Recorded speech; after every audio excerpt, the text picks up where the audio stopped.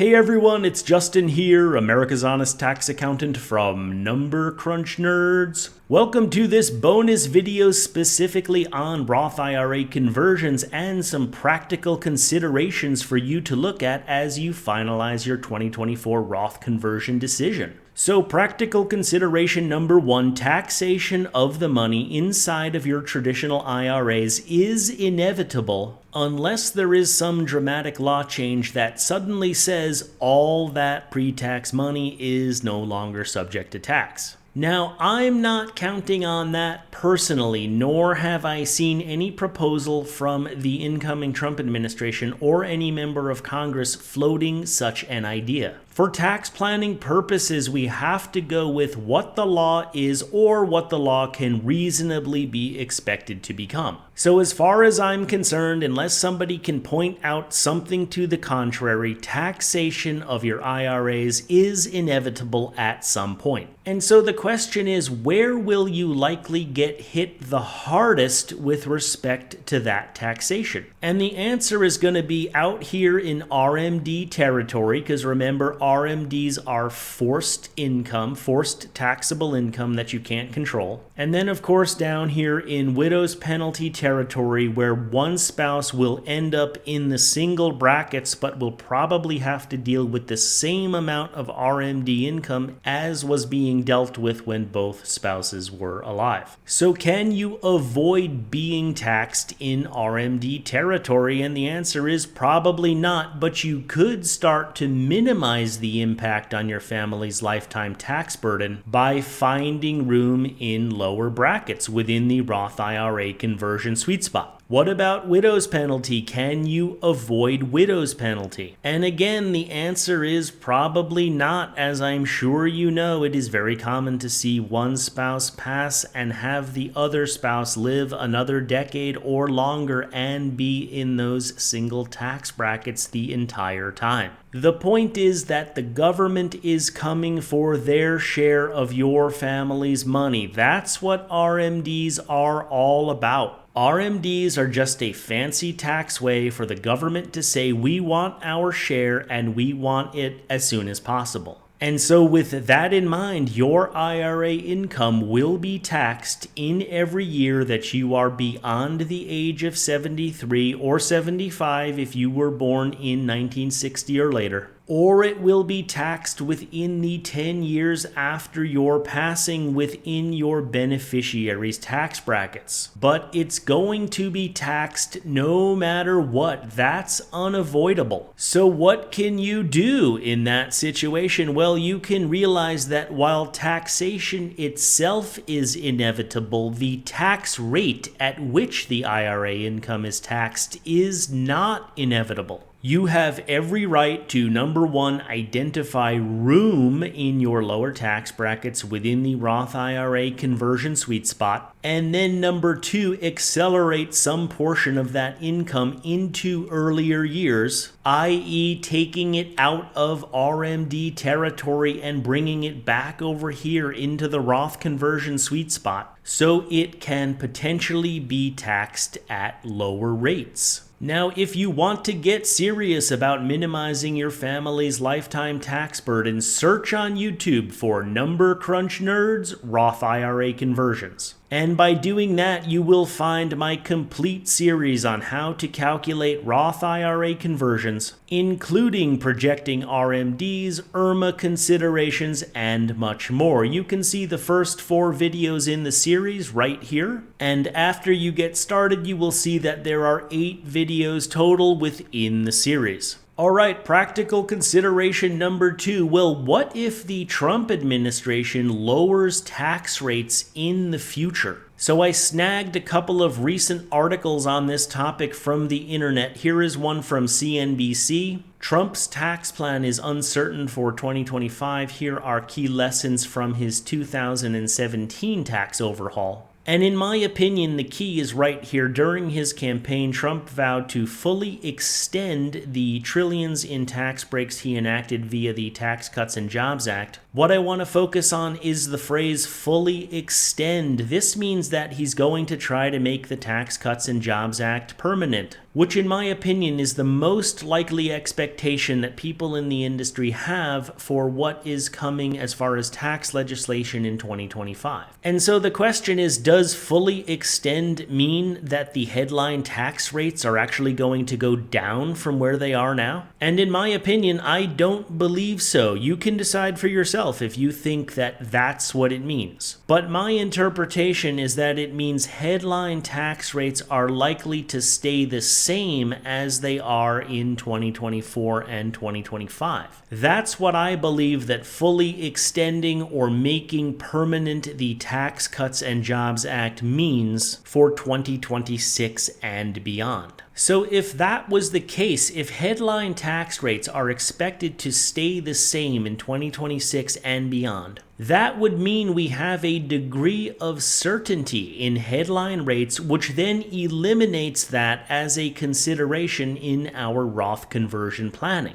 In other words, if tax rates are constant over the next decade or longer, then we only have to focus on variables specific to our own facts and circumstances when doing conversion planning. So to analyze that from the perspective of this timeline, we only have to focus on when is our Social Security going to start? When will pensions start? When are we expecting inherited IRAs? What are we looking at over here in terms of RMDs? Are we considering QCDs? What are we looking at in terms of widow's penalty and the tax brackets of our beneficiaries? And then how does all of that play into finding room over here within the brackets, within the Roth IRA conversion sweet spot, assuming that what we end up with is a stable set of tax rates that covers some or all of this period with respect to your facts and circumstances? Here's another article from CBS News, and again, there's no mention of any proposals to reduce headline tax rates. Once again, we are seeing the same language here, that extension of the provisions of the Tax Cuts and Jobs Act, in other words, making the headline rates permanent, is the most likely expectation.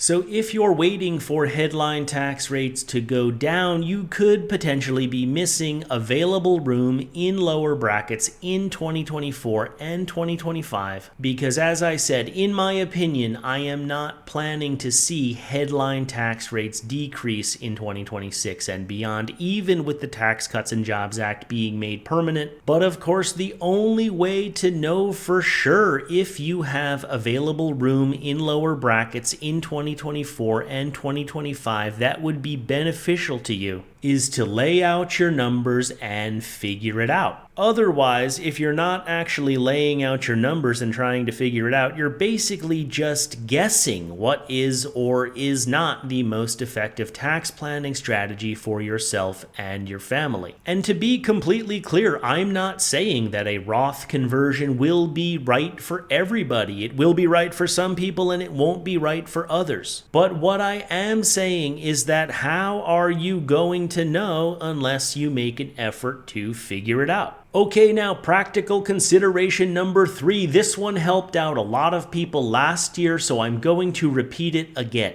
Let's just say that you've laid out all your numbers and you feel like a Roth conversion is a good idea for 2024 or 2025. You can see the room in the lower brackets. You can see that income is getting bumped up into those higher brackets in the future due to RMDs and widow's penalty. But for some reason, you just can't seem to pull the trigger on a conversion. And one of the most common reasons I find with people in that situation is that the amount of the potential Roth conversion that folks are considering to fill a bracket is a big number relative to the typical financial transactions that they deal with on a daily basis. Remember that a reasonable Roth conversion for many people can often be between $50,000 to $250,000 for a year in order to fill a bracket, but also not to push them up too high in the brackets. And for some people, that's a big transaction, especially to happen all at once.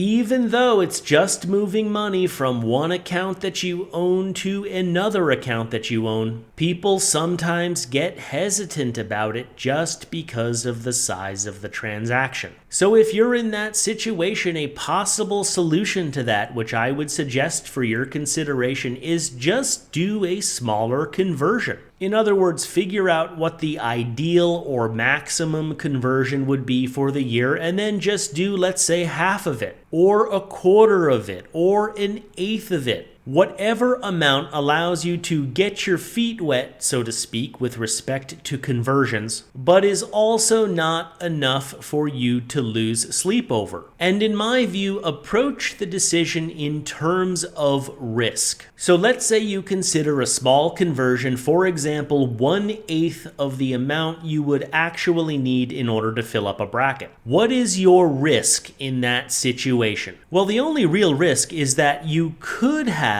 gotten the money taxed at an even lower rate at some point in the future. For example, let's say you're considering converting into the 22% bracket. And then next year, Congress and the Trump administration suddenly decide that rates should be lower, and they want to pass that in conjunction with extending the Tax Cuts and Jobs Act. So suddenly in that situation, what was the 22% bracket becomes, I'm just making up an example, the 20% bracket. Okay, well, in that case, then you probably paid 2% too much on 1/8 of the conversion you were originally considering.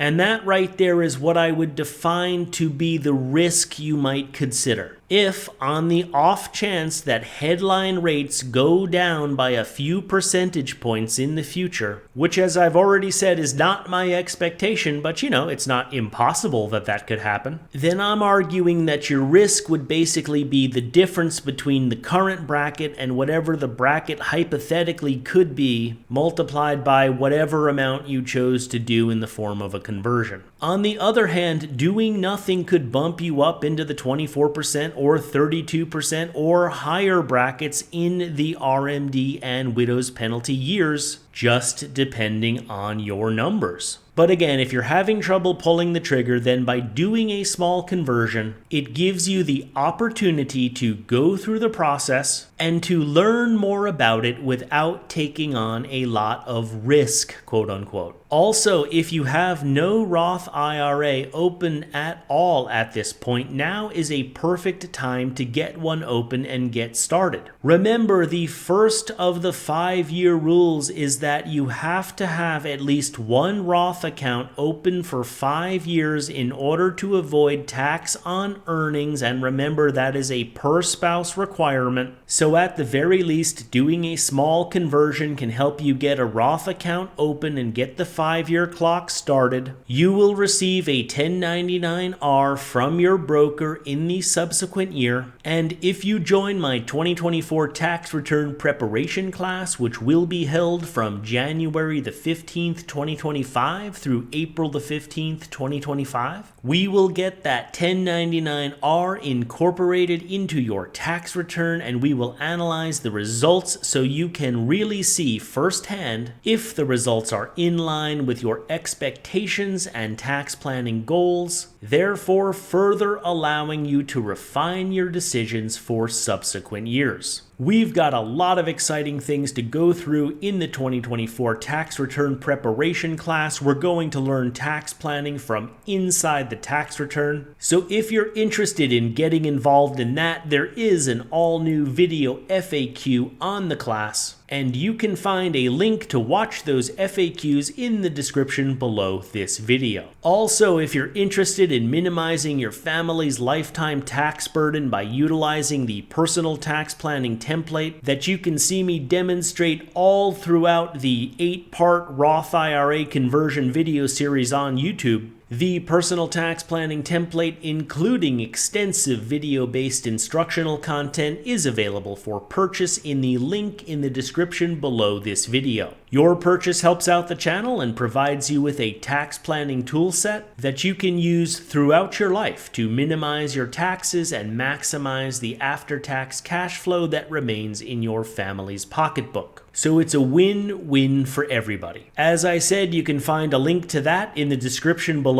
And that's going to be it for today's video. Thanks everybody for watching, and I'll see you next time.